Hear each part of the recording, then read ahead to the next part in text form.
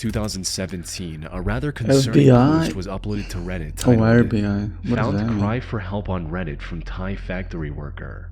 This post was referring to the comments left by a user named Asia, right? Fujitagaikin001 on seemingly random threads. There were 44 comments in total, with the first one appearing on r/promos on February 22nd, 2017. And with a single exception, all contained the same words. "I face too serious problem of human rights at Fujitagaikin, Thailand. Please help me." I mean, that Searching might for be a bot. Fujitagaikin, Thailand on Google leads to a factory of the same name. And while the factory is located in Thailand, the company that oversees its operations is Japanese. So, from the looks of things, these comments were likely pleas for help from someone who had to work in horrible conditions at this factory, possibly 20,000 even against soldiers. their will, which sounds a bit absurd at first, but is actually quite plausible. You see, Thailand has a major modern-day slavery problem, primarily in its fishing industry, but can also extend to other industries as well, with over 400,000 people being forced to work for little to no compensation. Additionally, Japan is also notorious for what's known as its black companies, which force employees into exploitative, sweatshop-like environments with unpaid overtime and harsh working conditions. Given these issues, it's not unreasonable to imagine a Japanese worker getting stuck working at a factory in Thailand with no escape in sight, and all they were able to do is beg for help on the internet. They were likely not proficient in English, which would explain the grammar mistakes. Also, the vast majority of comments they left were on the most mainstream subreddits, like pics, GIFs, space, gaming, and some others. Suggesting they likely weren't familiar with Reddit either. I don't know, so far seems like a bot. Subreddits they came across and commented on the first post they saw. However, this is where this theory starts breaking down. Because despite many people offering advice and trying to help, Fujitagaikin001 never responded, neither in the comments and the fact nor this in account was not banned is led kind many of to believe that these suspicious. comments were nothing more than posting spam the same from a stuff. bot, which obviously isn't an uncommon sight on social I'm so platforms smart. like Reddit.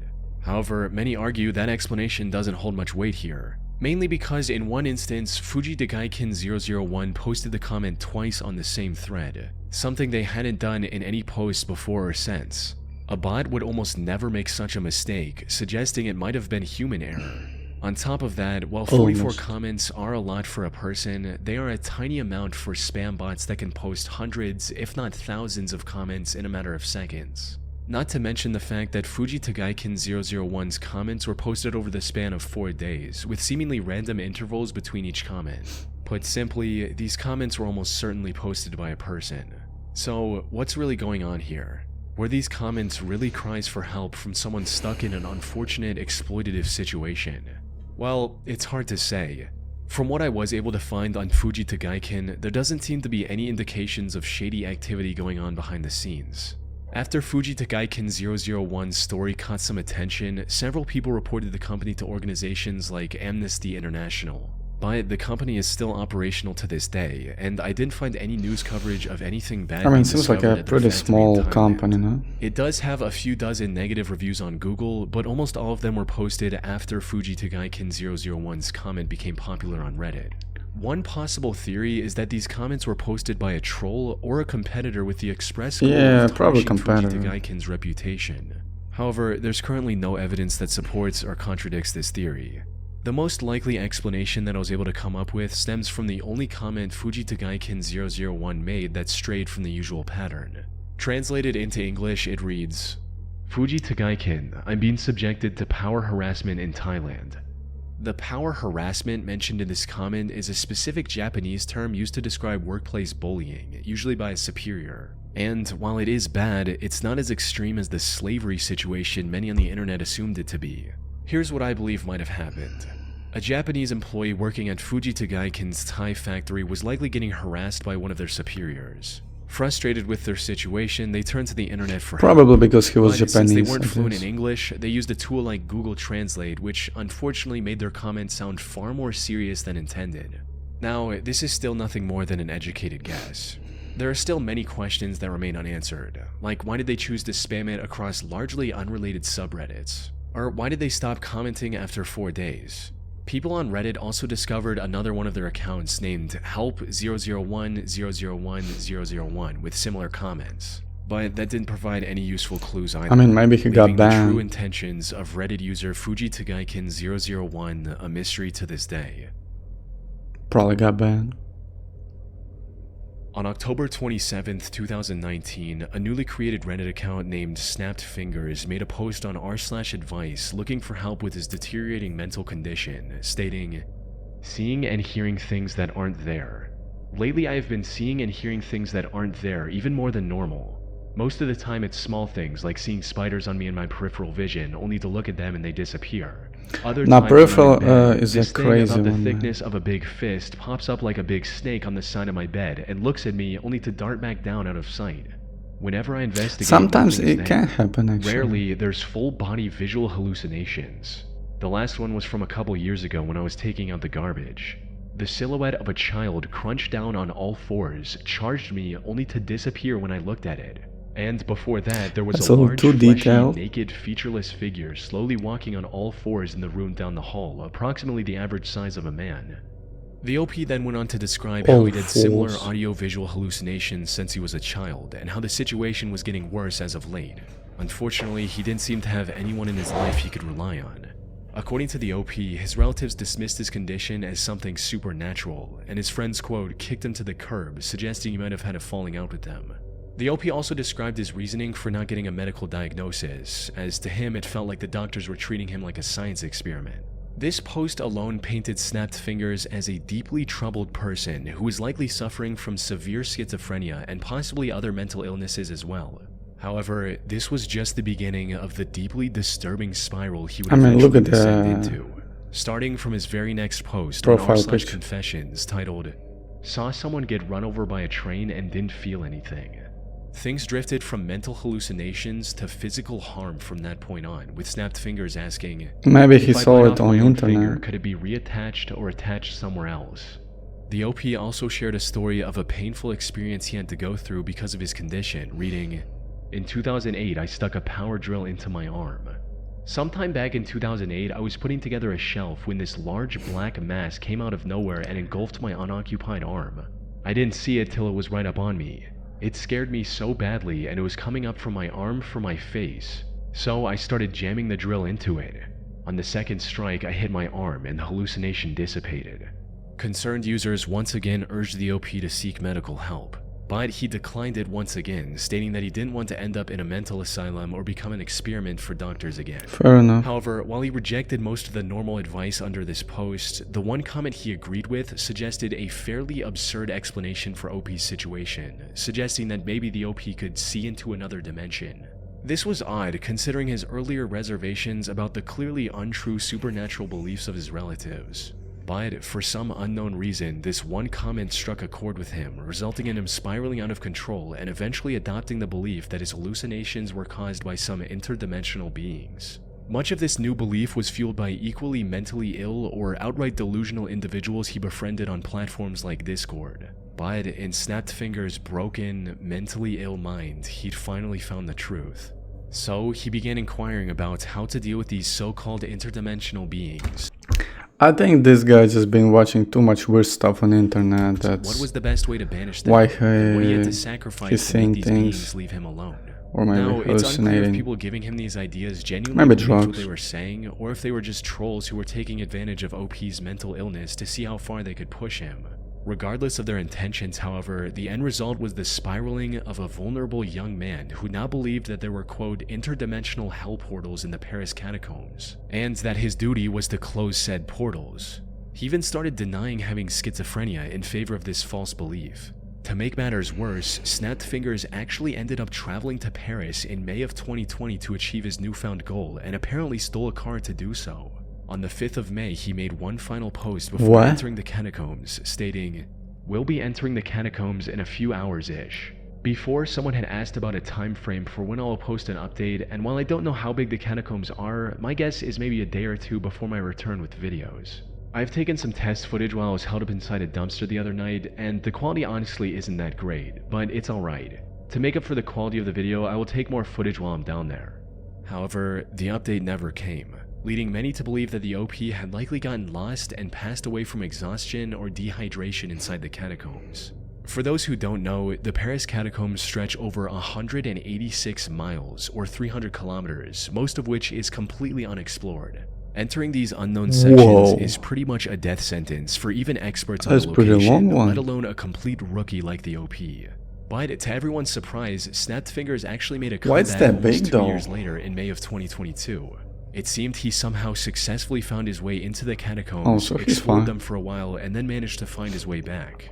He made a post admitting that there were no portals or anything of that nature in there, followed by a final post meant to give everyone invested in his story some closure. And while he didn't go into details of what happened after he entered the catacombs, he did seem to be on the right path, stating, "Without going into much detail, I am not dead, and even though things are not perfect, I am always improving despite minor hiccups here and there. But as I said before, I intend to distance myself from this and will take the necessary steps to achieve that in order to return to normality." His account, which is now deleted, stood as a disturbing showcase of the delusions of a mentally ill man that almost led him to his own death in the Paris catacombs. Hopefully he was able to get the help he needed and is doing much better in life.